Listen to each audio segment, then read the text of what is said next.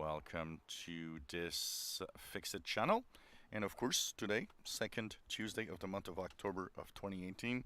That means that you are at the moment where we get the cumulative updates for Windows 7, 8.1, and 10 to, of course, stay safe on our computers.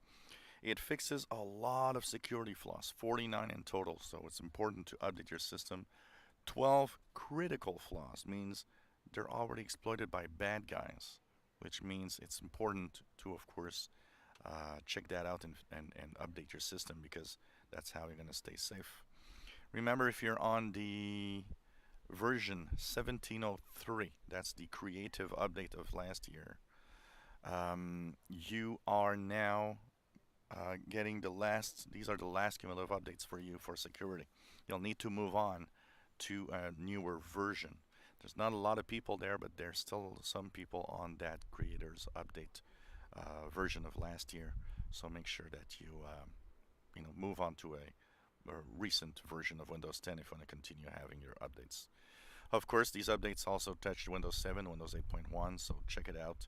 There's a Flash Player update also that fixes problems with the Flash Player security. Almost every month we got something with that.